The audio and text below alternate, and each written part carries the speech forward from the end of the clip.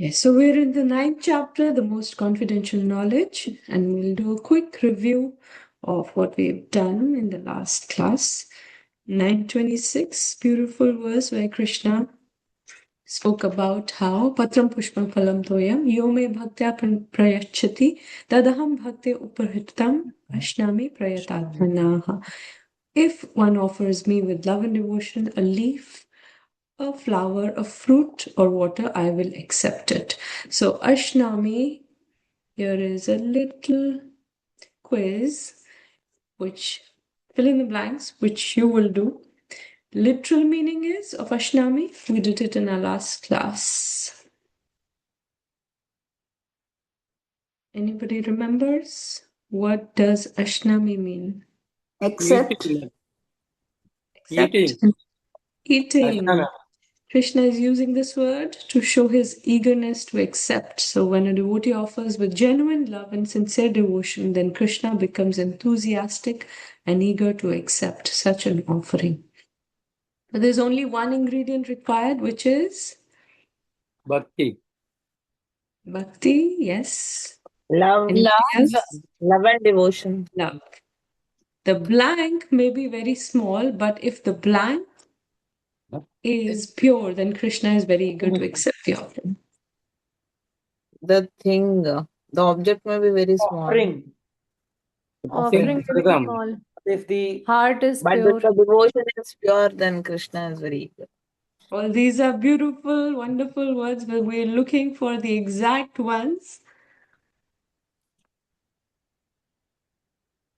Okay, you can. The clue is from the picture. Duryodhan was giving what Chappan Bhog to Krishna, but what happened? He didn't go there. offering तो लिखा. The offering may be very small. Offering. So both are offering. See, the other one is also offering, right? Hoga?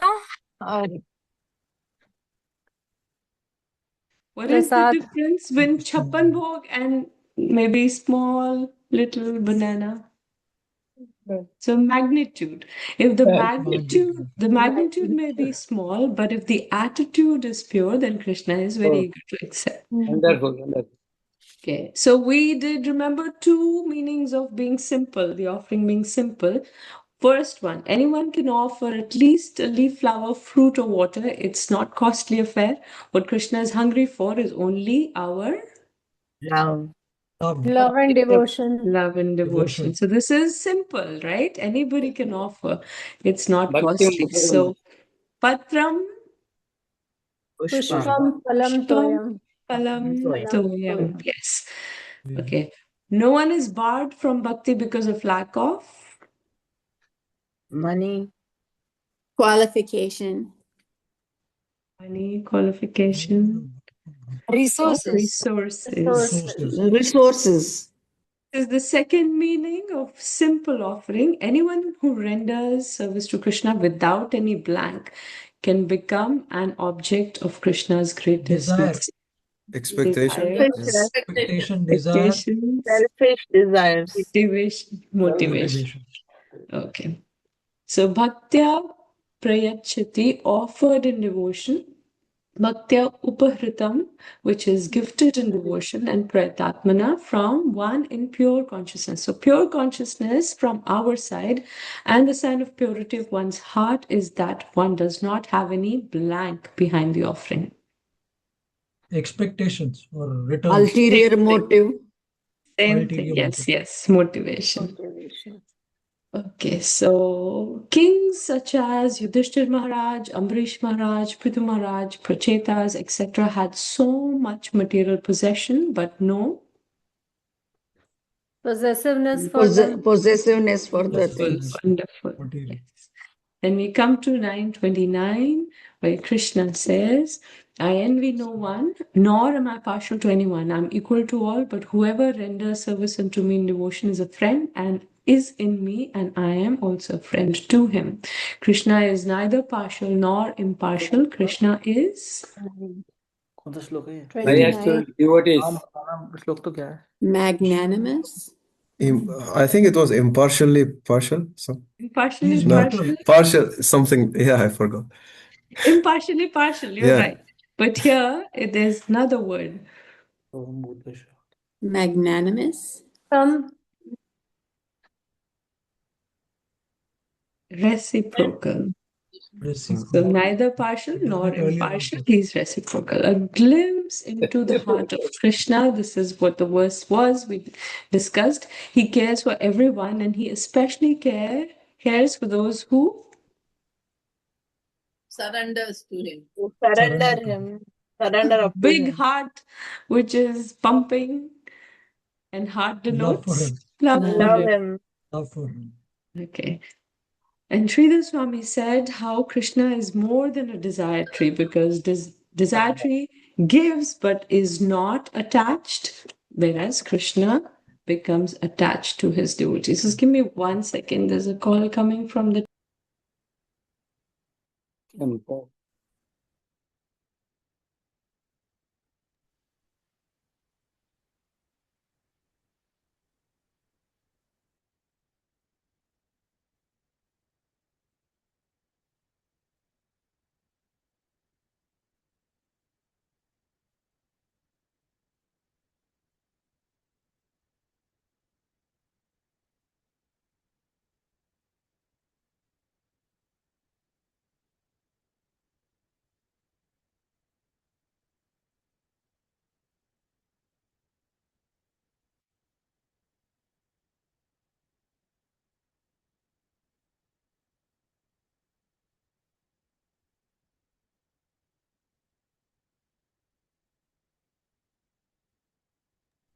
Mataji, You're still muted.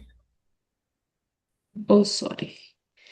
Okay, so in the last verse, Krishna spoke about his reciprocity, and now Krishna is going to tell us how he excuses and he purifies even an imperfect devotee.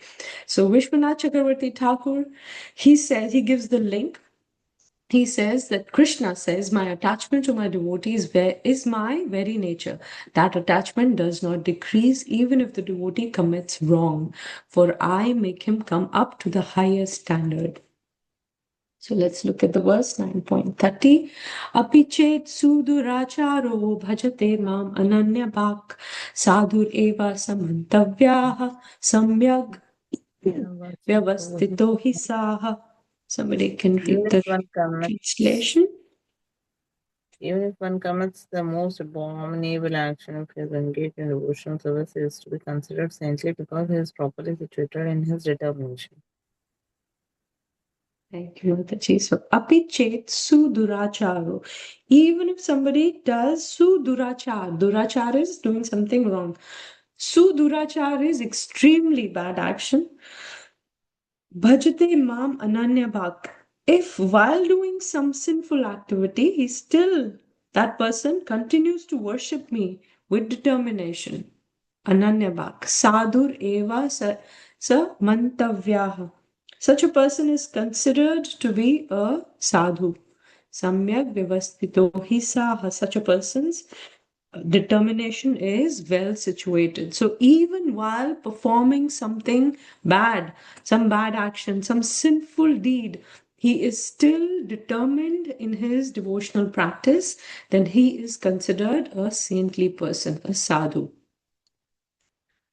Okay, so Ananya Bhak is without deviation. Sridhar Swami says this may not refer to uninterrupted devotional service, although he may be currently engaged in sinful action and is not able to follow the requisite standards of practicing devotional service. But he doesn't doubt that Krishna is the absolute truth and has no other object of worship.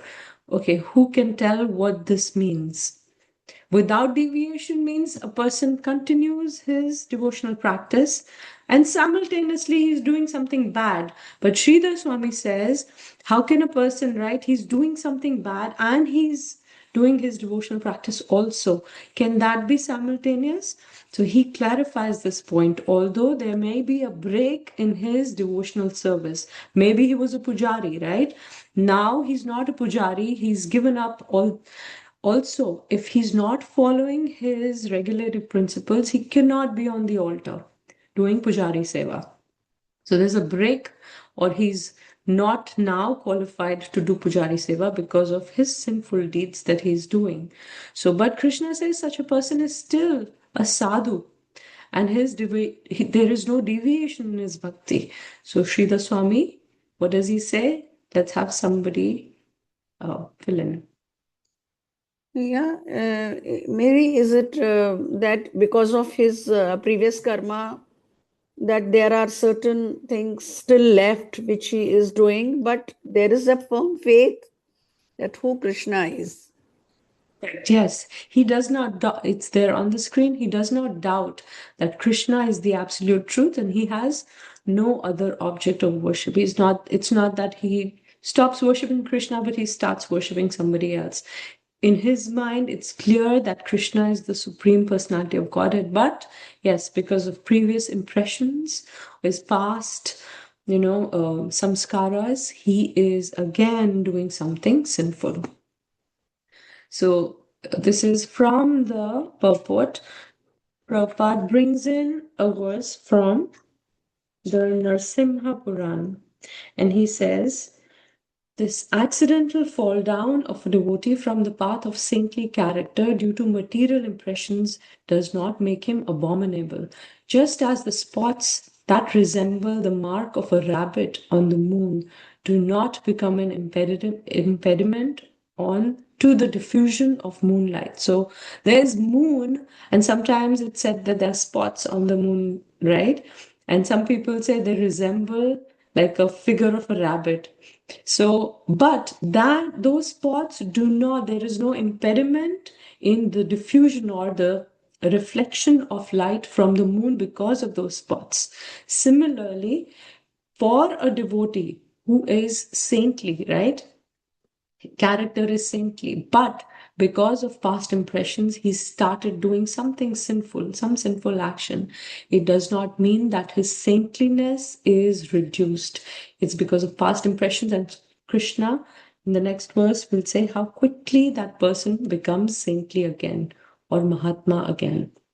So, everybody, and because this is going to be one of the homework questions, this rabbit mark on the moon and what is the meaning. Anybody has any doubt? Let's go over this again. Otherwise, it's clear? Okay. Repentance. When a devotee commits sin, he becomes repentant and feels disgust for his actions. By remembering Lord Krishna, he will atone for all his mistakes and he quickly becomes righteous. Then there is Krishna's attachment to his devotees is his very nature. That attachment does not decrease even if the devotee commits wrong. For Krishna makes him come up to the highest standard. But taking advantage of Krishna's kindness, a devotee shouldn't intentionally commit mistakes. That Srila Prabhupada also talks very, very strongly about that, because Krishna has said this, that even if the devotee commits some sinful action, he'll quickly become righteous. We shouldn't take advantage of Krishna's kindness. Prabhupada, Krishna forgives devotees. Suppose one sees, according to the European American custom, after eating, they do not wash hands. That is, they are not practiced to do that way. So similarly, if I see that here is an American devotee or European devotee, he ate but did not wash his hands, so he is not yet perfect. No. Krishna says, no, api chetsu duracharo. This is a small fault, that he has not washed his hands. So how beautifully Prabhupada is comparing just washing hands, before or after eating, to what a devotee is doing some sinful deed. Look at the comparison, right? This is for us, this is nothing. He hasn't washed his hands. But Krishna sees it like this. This is a small mistake. It's okay. Prabhupada. But do not take advantage, because Krishna says even though he has committed such sinful activities, still he's a sadhu. And although Yamaraj says, those who are engaged in devotional service, they are out of my jurisdiction of punishment. So we should not take advantage of such concession. That is a great offense, greatest offense. Namno baladyasya hi papa buddhihi. The Lord's holy name certainly has the potency to neutralize all sinful activities, but if one repeatedly and intentionally commits sin while chanting the holy name, he is most condemned. This is from Padma Puran. So this is a caution. Do not take it as allowance to act in abominable ways. Only for accidental fall down. Only refers to accidental due to strong power of material connections. Devotional service and war. Devotional service is declaring war against illusory energy. Till we are not strong enough, there may be accidental fall downs. If one does not improve in his character by devotional service, it is to be understood he is not a high devotee. Sadhu means holy man. He is holy. He is not doing anything wrong consciously, but due to habit. Suppose, just like most of you in your former life, you were smoking or taking intoxication. But by some influence, if you sometimes again take to it, you may be conscious, oh, I have done wrong. But that is excused if you have done so unconsciously. But if you think, now I'm Krishna conscious, whatever I do is all right, then that is bad. But if accidentally it happens, that is excused. So an accidental mistake is not dangerous, but a willful neglect is dangerous. We should be very careful always so that the accidental mistakes also may not take place. But if they take place, they will be excused.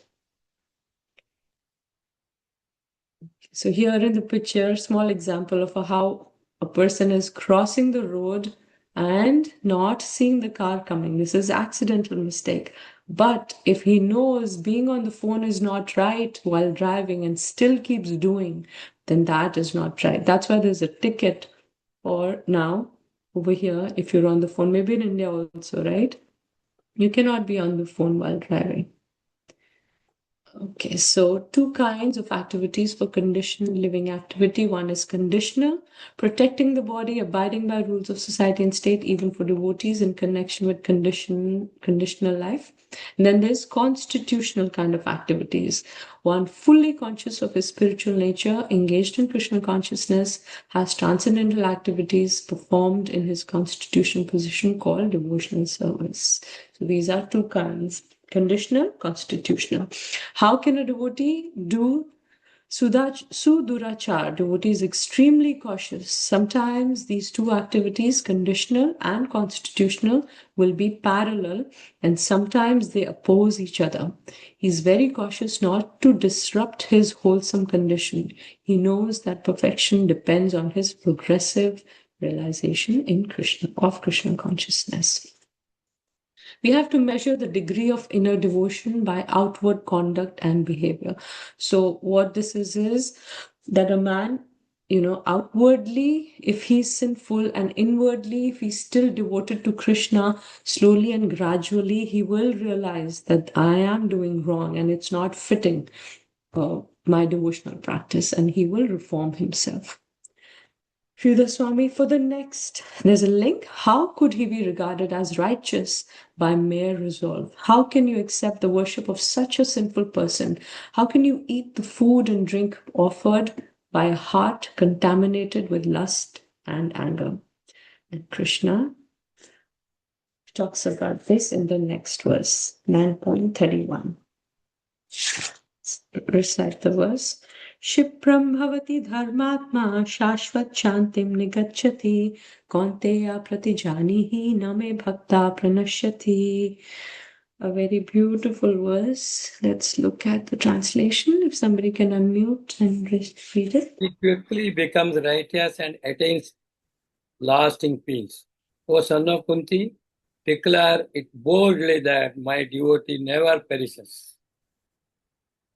Shipram bhavati dharmatma, Krishna says, such a person quickly becomes bhavati dharmatma, becomes righteous, and he becomes a dharam atma.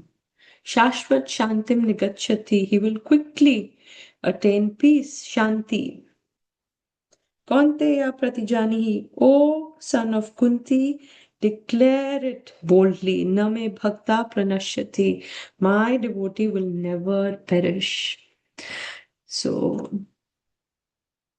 Bhakti Yoga can elevate anyone, no matter how fallen. This is from Bhakti Vinod Thakur. He explains in 3 levels. Somebody is doing Sudurachar, which is very low level, which is a weak karma.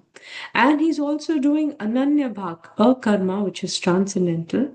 Bhavati Dharmatma is at the level of karma, which is positive and not necessarily devotional.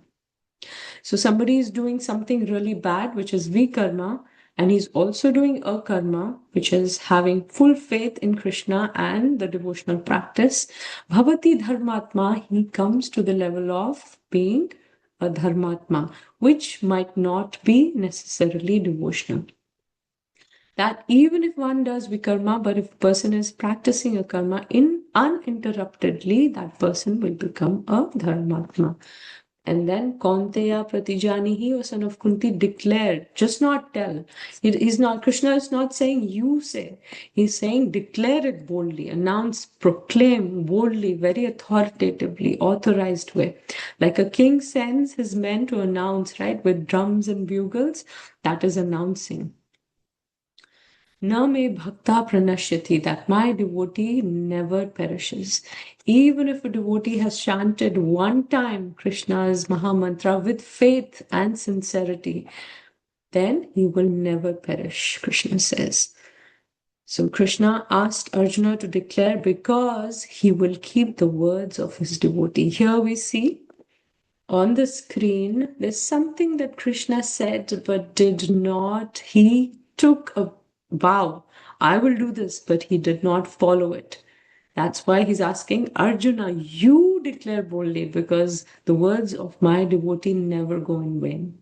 So let's have somebody tell us what is on the screen based on this picture. What was the vow and how did Krishna not follow his own vow? He had said he'll not lift the weapons, but then due to love for Bhishma, in the fight, he picked up the shield to fight with him. Love to Bhishma, yes, but actually love for Arjuna right now. Arjuna also, yes. And then Arjuna He stopped him did saying, love "Don't for do it." love for Bhishma Dev also because he wanted to see Krishna in that fighting spirit, holding a weapon, right? So he fulfilled the desire. To fulfill the desire of his own devotee, he picked up a wheel and showing like kind of a weapon, his own Sudarshan Chakra. That's what it's looking like over here. So, yeah, for his devotee, he is eager to even break his own vow. But this vow that my devotee shall not perish, to break that vow, he will never break that vow. So, but people might say, oh, this Krishna, he breaks his vows all the time. Correct? So, but this is the reason he's asking his devotee, you declare boldly, because I will never do this, that my devotee's words go in vain. So that's why he asked Arjuna to declare. Vishwanath Chakravarti Thakur's inner line of thought will have somebody play the part of Krishna and somebody play the part of Arjuna. Maybe you do again, or whoever wants to. Go ahead. You can unmute who wants to be Krishna. You can unmute yourself. Who hasn't spoken yet in the class? Okay, Sumati Mataji, you raised your hand. Go ahead. You can be Krishna and Arjuna. Go ahead, Yes, Sonia Mataji. Mataji. Okay, start. Krishna. Okay. Hare Krishna Mataji. My devotee should always be considered saintly. But how can a devotee be considered saintly if he is doing terrible bad things? Krishna says, actually, that devotee will soon become religious, and then all the activities which are making his mind restless, they will go away and he will attain internal lasting peace. Okay, that is good, but what if that devotee does not become religious? Still, Kaunteya Pratijanante Janihi. Pratijanihi na me bhakta pranashyati. O son of Kunti, Declare it boldly that my devotee shall never perish. Till declared it boldly that my devotee shall never perish. Krishna is talking about the spiritual advancement and the spiritual protection of a devotee. So, a devotee who's always ready and eager to serve Krishna, Krishna is always eager and ready to protect such a devotee. It's normal reciprocation of love. Here we see in the picture two devotees falling down at the feet of Chaitanya Mahaprabhu. Who were they? Jagai Malai. It looks Jagai like Madai. Jagai Madai, but they're not. Rupa Oh, Goswami and Acha, Sanatan Rup Goswami, Sam when they Sanatan. first Hum. met Mahaprabhu, so they were serving who? The Muslim king. And because they were serving somebody who was eating cow meat, they considered themselves really falling at the feet of the Lord, and they are asking for his mercy upon them. And if the devotee falls away and does some sinful activity, Krishna says, even then my devotee shall not perish, that his devotional advancement will never perish. It may get covered temporarily, but will be recovered soon by merciful arrangement of the Lord. So you see two examples, right? Here we see how due to some activities that devotees do, and they feel that because of that it's a hindrance in their devotional practice, Krishna makes arrangement that is given up and they come to his service eternally. And on the other side, if a person is a devotee, forgets the religious practices and does something very sinful, still Krishna says, like over here Arjuna is saying, what if he does not become religious? Then Krishna says, even then I will protect whatever devotional service he's done before, and I'll make arrangement that he will be recovered soon by Krishna's merciful arrangement. Even if the Lord is displeased, he doesn't stop loving his devotees. So great is his love that even the most grievous mistakes don't dry away Krishna's love. Yes, Balakrishna Prabhu, you have a question or a comment? Yes, Mataji, I want to say something. That sloka from this Satyam Vidatum Nijabhaktya Bhashitam. Hiranyakashipu, this Prahlad Maharaj and this Brahmadi, all the three people's words were kept when this Narasimha appeared. Narasimha, Brahmaji gave him the boon, neither in the day or night or animal or human will dispel you. This Hiranyakashipu asked that boon. I may not be killed by in day or night or animal or this thing. And this Prahlad Maharaj told, yes, he is there in this pillar. To keep the words of all the three, he became Narasimha. Wonderful. So, Satyam yeah, Vidatam. Yeah. Nijavritya Bhashitam. Nijavritya Bhashitam. Yeah.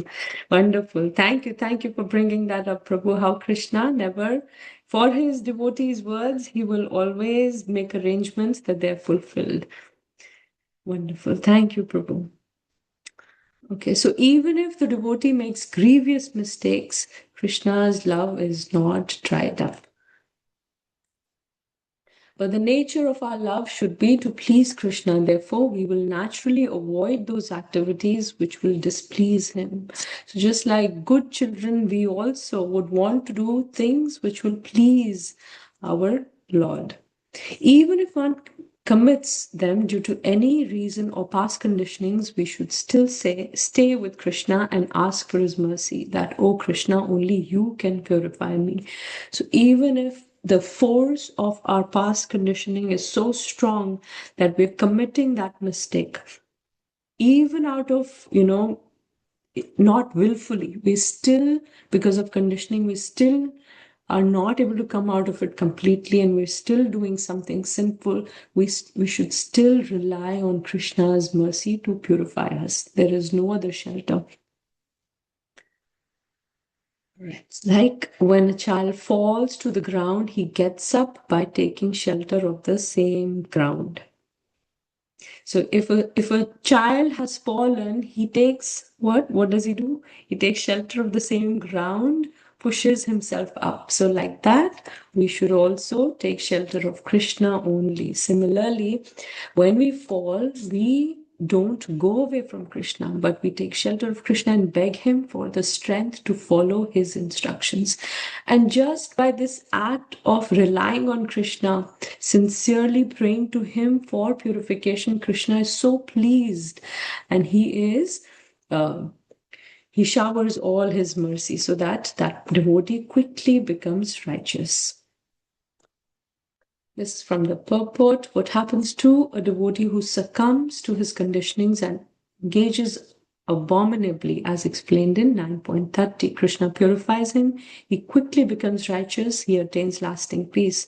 Promise of Krishna, my devotee never perishes. This is Dabir Khas and Sakar Malik. Working under Nawab Hussain Shah, felt ashamed for serving a cow flesh eater. Okay, they became Rupa and Sanatan Goswami and served the rest of their life as Chaitanya Mahaprabhu's empowered representatives. Okay.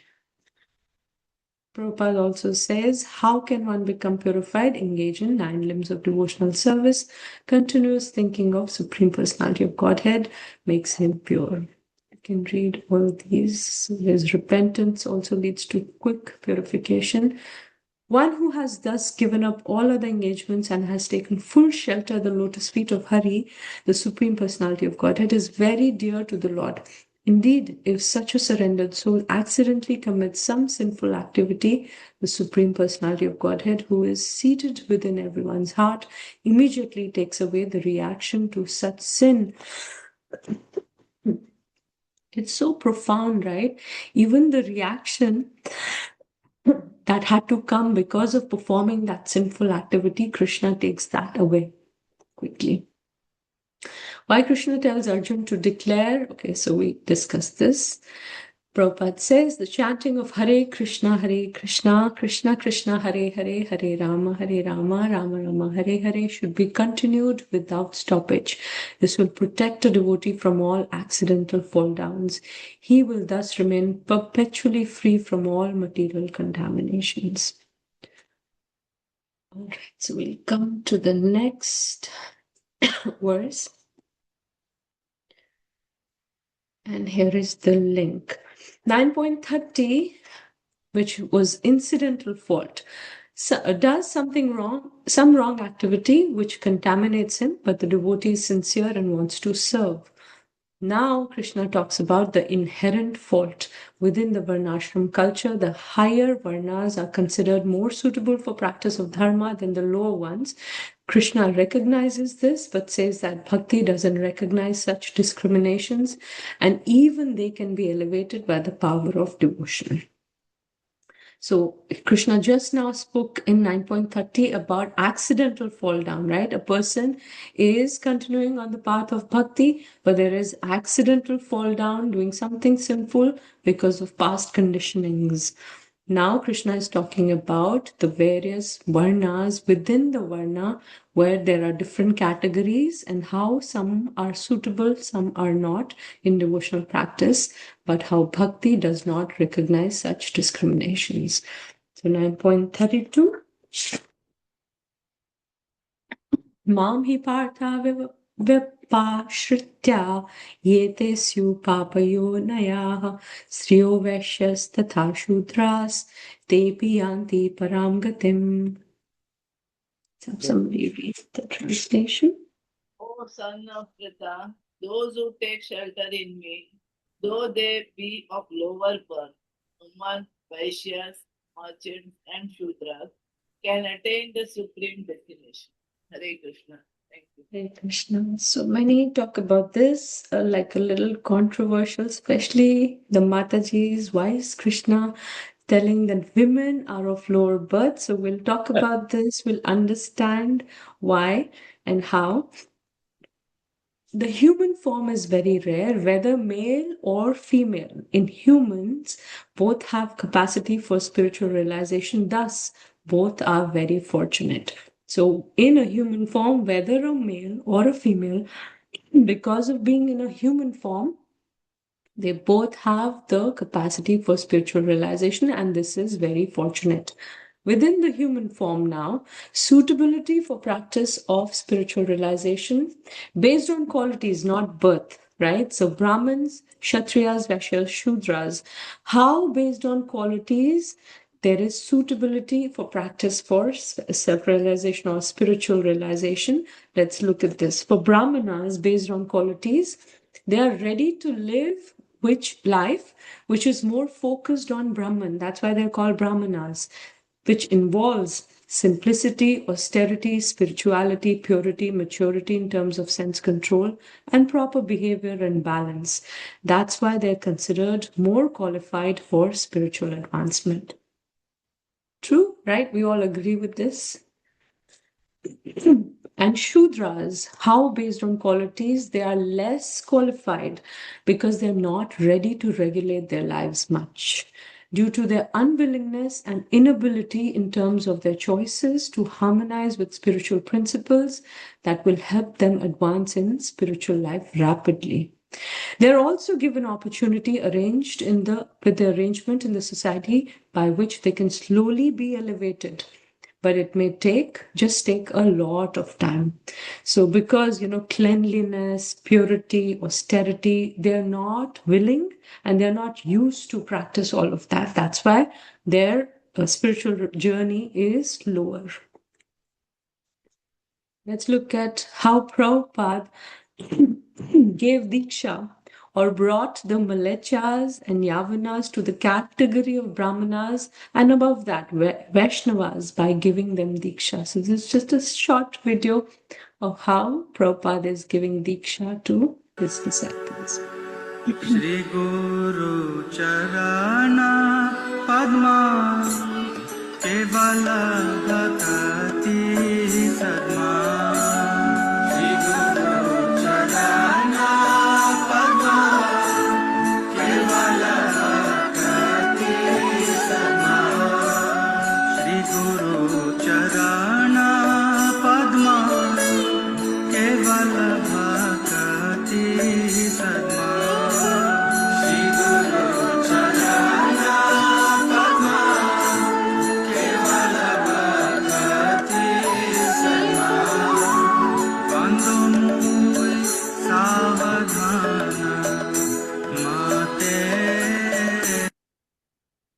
So how all of these disciples now of Prabhupada, before in their lives, they were not practicing any devotional service.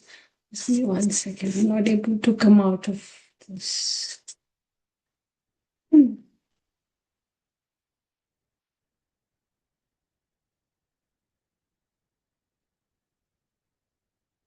Yeah, so they were living a very simple life, but because of Prabhupada's mercy, he made their qualification. And how, I'm sorry, second.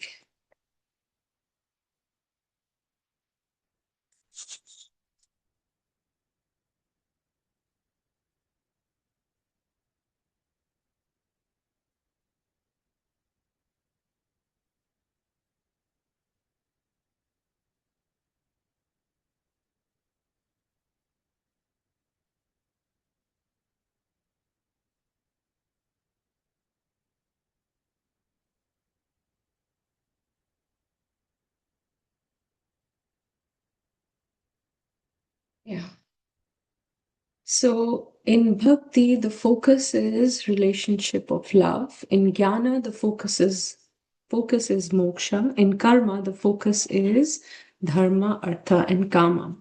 And bhakti, the soul, whether it's in a Shudra body or a Brahmana body, it's the same in bhakti. The heart can offer love from whichever body it may be in, and thus can make spiritual advancement very rapidly and quickly. So how is being in a male body more suitable for spiritual realization than in a female body? This is the question that we wanted to address. So males, generally, they are more analytical, they're more philosophical. When a soul has done proper punya, it gets a male body. For females, generally, they're more emotional, they're greater bodily identification. When a soul gets a female body, it is considered to be having less spiritual credits. And let's look at example. If a male in this life is more spiritually inclined and more interested in self-realization, he's provided a male body again in the next life, which is more suitable for advancement. But if a male in this life has a lot of material attachment, I want this, and this, and this, and then especially attached to female, like having lusty desires, he's provided with a female body in the next life. So see the comparison, right? Having more attachment, especially with female, then the male gets a female body. So although in devotional practice, still having attachment to women, he will get a female body. So where is it coming from? His own consciousness, his own desires. But if a male is spiritually inclined, right, more interested in self-realization, austerities, purity, he's provided a male body again. So we see the starting point for a male, he has a stronger, like in a, which is that race where you stand in, not at the same point for a race, people stand in lapses, right? So there's a Relay? lapse. Relay, yes, thank you. So there is a lapse. The starting point is not the same for female and males because of their consciousness or their samskaras from the past. So beauty and the glory of bhakti is the starting point may be different according to the type of body one has achieved in this life. Bhakti has the capacity to elevate anyone and everyone, even if their starting point is quite far away from philosophical understanding and self-realization. The process of bhakti is so potent, fast, and powerful that once we start off, then the starting point does not matter. Krishna's emphasis is not on supporting any discrimination, rather it is on teaching a process that will end discrimination. And here's a beautiful verse from Chaitanya Mahaprabhu. Naham vipro nacha narapati napi vaishya no shudro naham varni nacha grihapati no vanastoyatirya kintu pradoyan nikhila paramananda purnam mritabder kopi bhartu padakamalayur das sandas. I'm not a Brahmana, I'm not a Kshatriya, I'm not a Vaishya or a Shudra, nor am I a Brahmachari, a householder, Vanaprastha or Sannyasi. I identify myself only as a servant of the servant of the servant of the lotus feet of Lord Sri Krishna, the maintainer of the gopis. He is like an ocean of nectar and he's the cause of universal transcendental bliss. He's always existing with brilliance. And let's have somebody read this, maybe some Mataji who would like to read.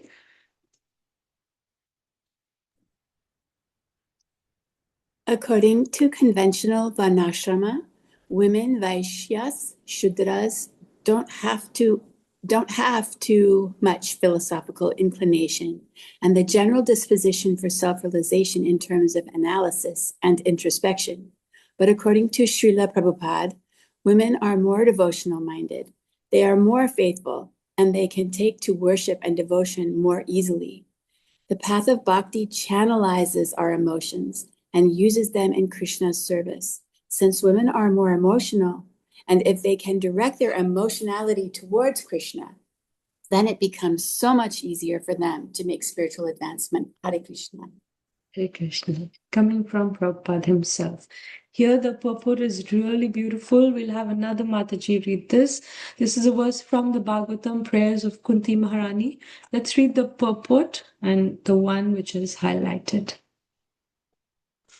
This very fact is corroborated by the queen, who is playing the part of an innocent woman.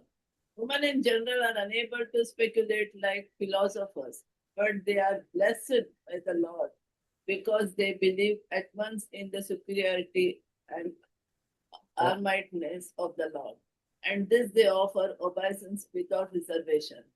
The Lord is so kind that he does not show special favor only to one who is a great philosopher. He knows the sincerity of purpose. For this reason only, women generally assemble in great number in any sort of religious function. In every country and in every sect of religion, it appears that the women are more interested than the men. This simplicity of acceptance of the Lord's authority is more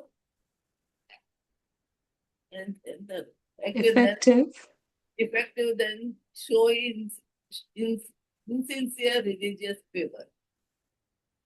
So Prabhupada talks about the strength of the women also, how they are emotional, and with that simplicity and with their faith, how quickly they can tread on the path of devotional service. Even unqualified classes also achieve Krishna by his mercy. So no distinction in different classes. This verse establishes that in devotional service, there is no distinction between higher and lower classes as opposed to material conception of life. Indicates power of devotional service and pure devotees. Most simple man taking shelter of pure devotee can be purified by proper guidance, even the lowest of men, Chandalas. Importance of shelter. One has to take complete shelter of Krishna, then one can become greater than the great Gyanis and Yogis. Pure devotees can enable people of lower classes to attain highest perfection. Women, Vaishyas, and Shudras. This reminds me of, I think I've related this before, how when Prabhupada brought his disciples to India and they were in Vrindavan, one of the disciples went to Radha Raman temple, and there he was seeing the worship so beautifully performed by the pujari, and he was standing there so sincerely looking at the deities with tears in his eyes, and the pujari came to him and he said, "You are so wonderfully, devotional in your practice. Where are you from?" So he told, "I'm disciple of Srila Prabhupada and I'm with ISKCON." So he was really happy. That pujari said, "If you continue to be such, a wonderful devotee in your devotional practice, in your next life, Krishna will make you a pujari in Radharaman temple." He was so happy to get this wonderful boon and he ran to Prabhupada. He said, "Prabhupada, you know what happened? I went to Radharaman temple." Prabhupada's like, "What happened?" "I went to Radharaman temple and there the pujari gave me this wonderful boon that if I continue in my bhakti sincerely in my next life, I'll become a pujari in Radharaman temple." And Prabhupada said, "Go back to him." Prabhupada was really furious. He said, "Go back to him and tell him if he does his pujari seva sincerely in his next life, Krishna may have him born in San Francisco and make him a book distributor." So Prabhupada was... Doesn't matter where you are, if you're born in a Brahmin family and then you can be a pujari, it's nothing like that. Wherever you are, if you're sincere, if you're practicing sincerely, then you quickly come to the level of being the Mahatma. Women, Vaishyas, Shudras, and even the outcasts, if they surrender to me, attain the supreme goal. Prabhupada says, everyone eligible for perfection. Material versus spiritual conception. Divisions are there only in material conception. In spiritual perfection, no distinction between higher and lower classes as stated herein. Power of Bhakti and Bhakta, it is so remarkable that my Bhakti does not consider the accidental faults arising by actions of my misbehaving devotee. For my Bhakti does not even consider the inherent faults of such a person which arise from his very birth. Even those of sinful birth, Papa Yonishu, outcasts or mlechas who surrender to me attain the supreme goal. They become specially liberated. This is really beautiful. This is a verse. Where were the hunter Dharma's piety? So a hunter, he's not pious, right? But where was his piety? Dhruva's maturity. He wasn't mature when he left his palace and he wanted the whole a kingdom greater than his grandfather, where was his maturity? Where was Gajendra's knowledge? He was in the body of an elephant. Where was Kubja's beauty? So there was no beauty, no knowledge, no maturity, no piety in all these devotees. Where was Sudama's wealth? Where was Vidura's noble birth? Where was Ugrasen's chivalrous strength? Lord Madhava is pleased only by devotional service and not by material qualifications. So this is from Patyavali. Devotional service and guidance of pure devotees so strong that anyone, regardless of his status, can be purified. Okay, let's keep going. This is also a verse from Bhagavatam, really beautiful. Kirata Hunnantra Pulinda Pulkasham. Adira Shumbha Yavana Kasadayaha. Even the lowest, who are called Chandalas, dog eaters, can be purified by association with the pure devotee. And this is also a reference from the Bhagavatam. Ahobatasa pachoto gariyan yad jivagre vartate nama tubhyam te pustapaste juvu sasnurarya brahmanchura nama grananti yete. Oh, how glorious are they whose tongues are chanting your holy name. Even if born in the family of dog eaters, such persons are worshipable. Persons who chant the holy name of your Lordship must have executed all kinds of austerities and fire sacrifices and achieved all good manners of the Aryans. To be chanting the holy name of your Lordship, they must have bathed at holy places of pilgrimages, studied the Vedas, and fulfilled everything required. So this verse is talking about those even who are born in the family of dog eaters, who don't even know what a holy pilgrimage is, who don't even know what taking bath in holy rivers is.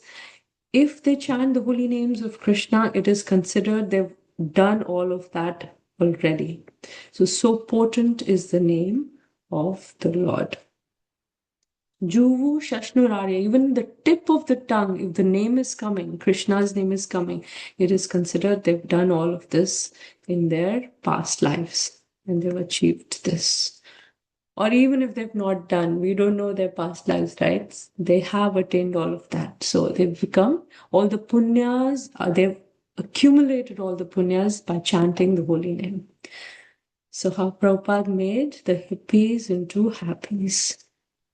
It is clearly declared here by the Supreme Lord that in devotional service there is no distinction between the lower and the higher classes of people. In the material conception of life, there are such divisions, but for a person engaged in transcendental devotional service of the Lord, there are not. Everyone is eligible for the supreme destination. Next verse. So if they can be elevated, then why can't you be elevated? So this is what the link is. 9.33 verse again. Kim punar brahmana punya bhakta rajarshayas tata anityam asukam lokam imam prapya bhajasva mam. Let's have somebody read the translation. How much more this is so of the righteous Brahmanas, the devotees, and the saintly kings. Therefore, having come to this temporary miserable world, engage in love and service unto me. Hare Krishna. Hare Krishna. Kim punar brahmana punya. How much more? Kim punar. How much more for the brahmanas who are righteous? Bhakta rajarashayas tatha. And the devotees and the saintly kings. Anityam asukam lokam imam prapya bhajasva mam. Krishna says, therefore, Anitya and Asukam, coming to this world which is temporary and miserable, engage in loving service. Bhajasva mam, engage in loving service unto me.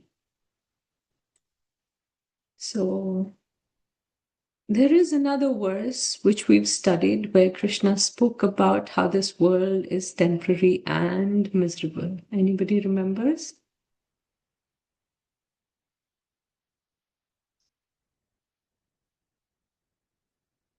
Okay, think about it. We'll come to that slide. It's coming up, but let's look at this example. So Okay, what is Krishna here saying? Last verse, Krishna said, he spoke about a birth where it is, the starting point is far away, right? For the Shudras, Vaishyas, women, right? For them, because of the body they're in or because of the consciousness, their starting point is far behind the others. And who are these others? Krishna is talking about over here. If they can be elevated in bhakti, if they start practicing bhakti, if they can be elevated and quickly become righteous and advance, and then the starting point doesn't matter. Then what to talk about? The brahmanas, the devotees, and the saintly kings having a starting point which is very, very further from these others. So what to talk about them? And he's talking to Arjuna. I'm talking to you. You are a saintly king already. You're a devotee also.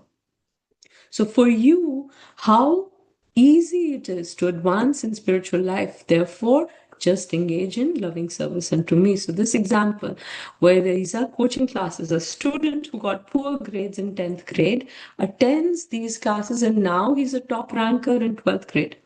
So what to speak of a top ranker in 10th grade who attends these same classes, which are really nice, wonderful people have spoken about them, these classes, who attend these classes and is now state level top ranker in 12th grade, right? So Krishna is comparing, although they who don't have a very good starting point, they can advance and quickly become righteous. What to speak about these others who already have a good starting point? Okay, so Kim Punar Brahmana Punya, how much more that this is so of the righteous Brahmanas, devotees, and the saintly kings, Bhaktas and Rajarishyas. If those who are sinful can be elevated, then those who are not sinful, how much more likely it is for them to get elevated. Arjuna, you're a Rajrishi. Krishna is indirectly but emphatically telling Arjuna to practice bhakti.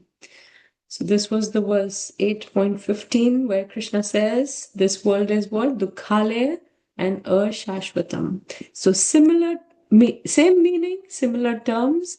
This is Asukham, which was Dukkhale, and Anityam, which is Ashashvatam. So same meaning, painful and temporary. So like in 8.15, here also the temporality and miserability is not the emphasis, but the passing reference. What is the emphasis? That now that we've come in this material world, better get out of here by worshipping Krishna. So this world being a miserable place lays emphasis on the point that other than the basic needs, we shouldn't let our energies be consumed in trying to remove the miseries and make this a comfortable place. Because by nature, this world will always be a miserable place. So all those, why is Krishna telling this is a miserable place, but just worship me? Because we shouldn't. Yes, comfortability is necessary in our life, but other than that, if we focus all our energies in making this world a beautiful place, let me do this, get this, and then it'll be a wonderful place, right? Let me go to this vacation, look at these movies, whatever we can think of in this world to make it a beautiful, wonderful place, it is not going to work because this place is miserable by nature. All right. Like in a hospital, there is misery and pain, but there is a process to become free from that misery. Patients just need to follow the process and gradually get cured. Similarly, when Krishna says, Anityam Asukham Lokam, that this world is temporary and miserable, but he also gives us the process to become free from the miseries. What is that? Mom? Prapya, you will attain me, but just for mom, just worship me and serve me. And to the extent we follow that process, to the degree we sincerely follow this process of worshipping Krishna, we will gradually become healed. Vishwanath Chakravarti Thakur, his translation is, what then? To speak of devotees who are pure brahmanas or kings, therefore, having come into this impermanent world of distress, worship me. Prabhupada says, make an exit plan from this miserable dungeon. What if my background is good? There may be classifications of people, but this world is not a happy place for anyone, not habitable for any sane gentleman. Prabhupada says, declared by Prabhupada, Dukhalayam Ashashvatam, it is not false as claimed by Mayavadis, but it is temporary. Mayavadis say this is a false place. Prabhupada says, no, here Krishna is clearly saying it's temporary, it is not false. Material world is temporary and miserable, and spiritual world is eternal and blissful. Arjun was born in a saintly royal family. To him also the Lord says, take to my devotional service and come quickly back to Godhead, back home. Giving up the desire for kingdom in this world, which has a little limited happiness, sukham, subject destruction, which is anityam, worship me, possessing eternal, unlimited happiness and attainment. No one should remain in this temporary world full as it is with miseries. Everyone should attach himself to the bosom of the Supreme Personality of Godhead so that he can be eternally happy. Only process by which all problems of all classes of men can be solved is Krishna consciousness.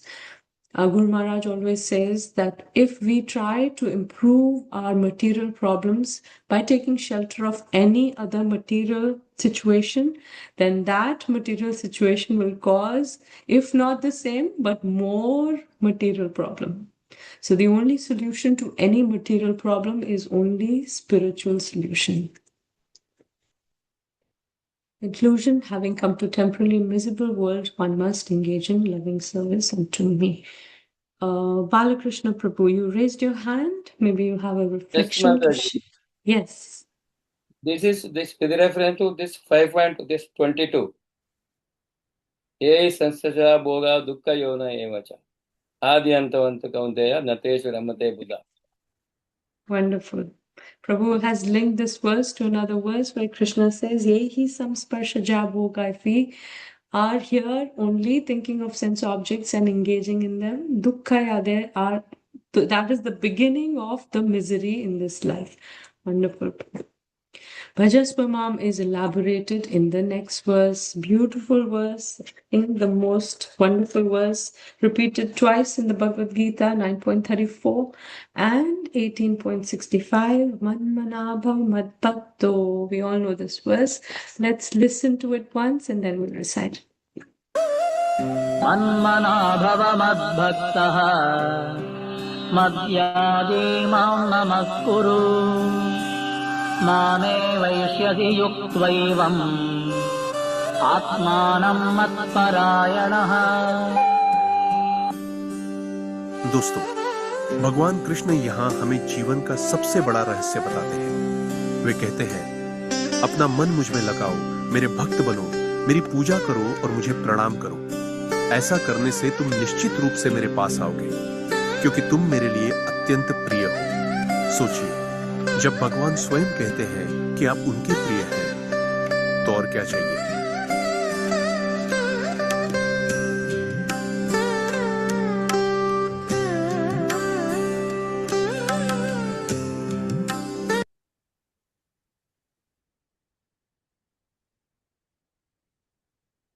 Yeah, it's difficult to get out of the videos somehow. Okay, give me 1 second. Somehow the weeds come. ऐसा करने से और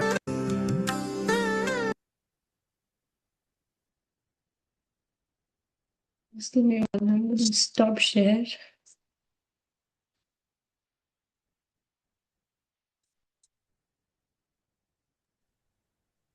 You can try escape Mataji, it can help. Ajay.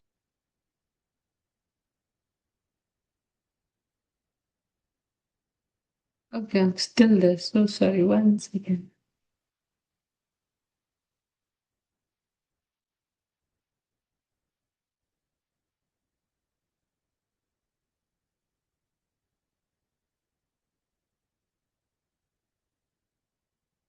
They want us to hear this again and again. I don't know.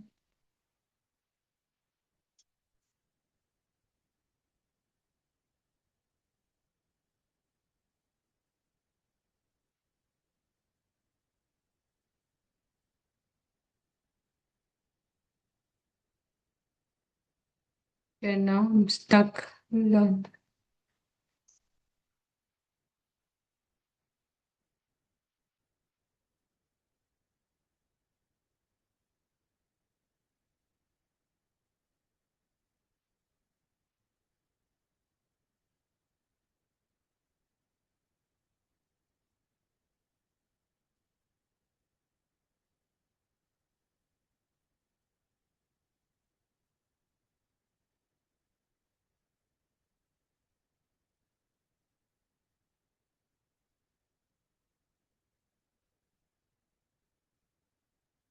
So anybody has any reflections from the past 3 verses that we just did while I'm trying to figure this out?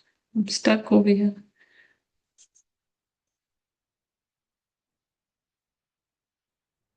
Any questions, any reflections so far? Yes, Mataji. Yes. I have heard that only here Sri Krishna gives this guarantee that Name Bhaktya Pranashyati. I have heard it from Acharyas. He is giving my devotee will never perish. Nowhere it is that statement is made. Am I right? Yes, yes, Prabhu. In Bhagavatam or Chaitanya Charitamrita or Bhagavad Gita, only Name Bhaktya, my devotee will never perish. Yes. Even Prabhupada has given the assurance, Mataji, that I'll personally come and take you back. Yeah, some devotees, disciples of his were saying, Prabhupada, we don't think we're following so sincerely. We don't think we are qualified. Prabhupada used to say, just hold on to my dhoti and I'll take you back to Godhead. So having faith in our Guru also is so potent, yes. Manmana bhava madbhakto madhyaji mam namaskuru mame vaishasi yuktvaivam atmanam matparayanaha. One of the verses that we'll memorize. Engage your mind always in thinking of me, offer obeisances and worship me, being completely absorbed in me, surely you will come to me. Okay, so this verse is in 3 levels. Subtle body, which is manmana, then soul, which is bhava mad bhakto, and gross body, which is madhyaji mam namaskuru. Let's look at this. Manmana, think of me. Offer your mind or subtle body to me. Different people can fix their minds on Krishna in different ways. For example, a person is doing maybe a PhD, right, in understanding Krishna's position in Mahabharata. So this is theoretical. Krishna is an object of theoretical study. So that person might not have any devotion and there will be no transformation. When Krishna says, think of me, there are so many people thinking of Krishna in different ways. Kamsa also used to think of Krishna, but as an enemy. Here we see thinking could be with a lot of focus also. Here on a specimen of amoeba, which is cold and clinical. Not cold as in temperature, but cold without any emotions. But a person does not develop any affection for it. So what is Krishna saying when he says, think of me? He's saying, think of me in a way that you offer your heart to me. By thinking of Krishna in a warm, open-hearted way, Krishna will enter into our heart. The heart is the seat of emotions, and all emotions ultimately come from the soul. So he starts the verse by manmana. So always think of me in this way, in a warm way, in a way that Krishna may enter our heart. Bhava mad bhakto. And Krishna says, become my devotee, offer your soul to me, which is at the spiritual level. Fix your mind on me in such a way that fixing the mind on me becomes the means by which I can enter your heart. To think of Krishna, what is the difficulty? We all have got thinking power. Our mind is never vacant. We're always thinking of something. We think of something always 24 hours. That is mind's nature. So if you simply think of Krishna, then your life becomes successful. This is in a lecture that Krishna gave on Bhagavad Gita, same verse in New Mayapur. Manmana, improper thinking. Demons also think of Krishna, but with enemies. So this was Kamsa. And Madhvacharya says, the Padma Purana states, who is devoted to Supreme Lord can never be inimical to the Supreme Lord, and who is inimical to the Supreme Lord can never be a devotee of the Supreme Lord. Yet, the Supreme Lord is always equitable in bestowing rewards according to one's devotion. And Baldev Vidabhushan says, the person devoted to the king's servant, because he thinks of his wife and other things, though he thinks of the king also, does not become a real devotee of the king, completely identifying with the king's needs. But you should not be like that. So if we want to be completely devoted, who should be in the foreground of our mind, or heart, it should be Krishna. And others should be in the background. So yes, we are in this material world and we have families who are always in the foreground, but the process of bhakti should be that all of them become the background. Krishna becomes the foreground. This is the practice. This comes by practice of bhakti. Beautiful process that Prabhupada Krishna has instructed, and Prabhupada, because of his teachings and his showing us the way, by practicing bhakti, Krishna can become or come to the foreground of our minds. Proper thinking, Prabhupada says, thinking in devotional service, that is bhakti. You should be my devotee who thinks of me at all times. Have your mind like an unbroken stream of honey constantly absorbed in me, the son of Vasudeva, possessing qualities such as complexion like a blue lotus, through understanding my lordship over you and my bestowal of highest benefit to you. Fix your mind on me uninterruptedly like a continuous stream of oil. You know, we do this Shirodhara in Ayurveda, this continuous stream of oil. This is what is compared to by Ramanujacharya. How to enhance thinking by favorable cultivation about knowledge of Krishna. Krishna is Supreme Personality of Godhead. His body is not material, but it is eternal blissful knowledge. From whom? From bona fide teacher. Wrong source, what will happen? The knowledge will prove fruitless. There won't be any transformation of heart if the source of our knowledge is not right. Because, you know, sometimes in India, especially, you'll hear, Kisi se bhi sun lo, Krishna katha to hai, right? But we should, Prabhupada used to warn us, we should have discrimination and hear from the proper and right sources. And what would be the result? It will help one become a devotee. The second point Krishna is making, Bhava Mad Bhakto, become my devotee, devote yourself to me by doing those activities recommended in the process of devotional service that promote the feeling of devotion. And what are those? Krishna will tell us in the next line. So become, always think of me, Manmana Bhava Mad Bhakto, always think of me and become my devotee. What are these activities by which we can become his devotees? Madhyaji Mam Namaskuru, worship me and offer obeisances to me. Offer your body to me, which is at physical level. In our house, for those who come, and so many other devotees' houses I've seen, when you enter the house, soon as you enter, you see the temple of Krishna, right? And so many times I've seen when we open the house to guests to come in, quickly we can see what the consciousness is of this person. If Krishna is in the forefront and he's a devotee, I mean, we cannot judge anybody, but we see these little things do matter.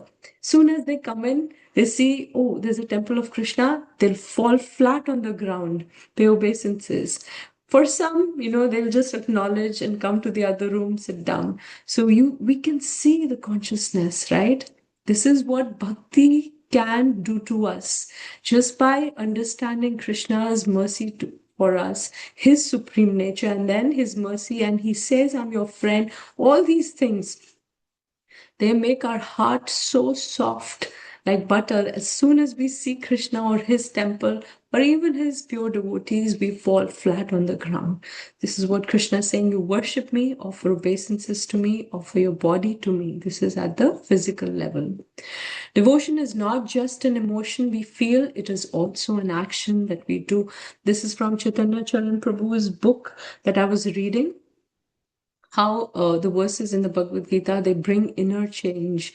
And this is really beautiful and very, if we understand this, is really, really very nice. Let's have somebody read this. Moman Prabhu, would you like to unmute and read? Yeah, sure, Mataji. Hare Krishna. Devotion centers on developing a relationship with the all-attractive Krishna, and relationships to be sustainable have to be two-way. The other person does something for us and we do something for him. When we equate devotion with emotion, we are concerned with what Krishna is doing for us, revealing glimpses of divine attractiveness. But we need to be concerned also about what we are doing for him. The practical activities that comprise Bhakti Yoga offer us opportunities to do our part. These actions connect us with all pure Krishna, thereby purifying us and increasing our access to the emotion of devotion. Hare Krishna.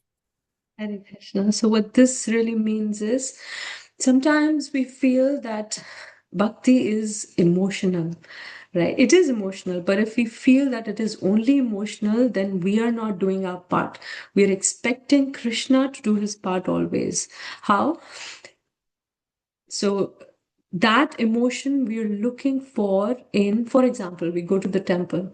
We take darshan of Krishna, how beautiful they're looking, and we are like so awestruck and tears are flowing from our eyes. Wow, this is bhakti. Yes, it is. Then we hear some kirtan, beautiful bhajan, and those bring tears in our eyes. Yes, this is bhakti, but it is not complete. Yes, we come in a class, or we hear a pure devotee, or we read something, and it is so beautiful that brings tears to our eyes. Yes, that is bhakti, again, which is not complete. So these are glimpses of emotion revealed from Krishna's side, right, which brings that loving emotion in our heart. But what about our side, right? We are relying on Krishna so much for all these indications or all these glimpses of emotions from his side. But if we only rely on that, then there'll be times when these are not revealed, and then we'll be morose. So if we from our side also show Krishna how much we love him, and how can we do that? By our actions. Yes, there is love for Krishna in our heart, but what are we doing about it? Like our husband comes home, I love you, and he says, okay, you love me, but do something also. I'm really hungry. Can you feed me also? Like that. If we keep saying to Krishna, we love you, yes, you're showing me these glimpses, and that those are filling my heart with emotions. Yes, but Krishna will finally say, what are you doing for me? So our side we can show through service. That's why seva is so important. And what seva does is increases our access to the emotion of devotion. Beautifully related by Chaitanya Charan Prabhu in his book. So that's what I brought this from. Madhyaji Ramanujacharya says, what is called worship is the conduct of one who realizes that he's absolutely a subsidiary. So if we realize we are subsidiary or shesha of Krishna, then we also have to do something. Worship consists of offering all the things of enjoyment, such as waving of light, all those things which come into bodily contact, like garlands, sandal paste, those meant for offering, like food preparations and other edibles. Let your mind be focused on me so as to be engaged in my worship, resulting from love, which is unlimited and unsurpassed, and which is born from the experience of myself. You can read more. Let's keep going. And if one does these, so offer worship to me, Madhyaji Mam Namaskuru, offer your obeisances unto me, what happens? Krishna says, Mam evaishasi, you will come to me. It is guaranteed. And how is it guaranteed? Yuktvaivam. Because when one is offering all these three levels of one's existence, body, mind, and soul, to Krishna, then naturally one is yukta. He's engaged in him. Prabhupada translates as completely absorbed in Krishna. And then what happens? Atmanam matparana, your soul being totally devoted to, becomes totally devoted to me. Prabhupada says engaging in the 9 processes of devotional service is the highest perfection. Having offered your mind and body, Atmanam yuktva, to me, taking shelter only of me, matparayana, you will come to me. These are all notes you can read later. And that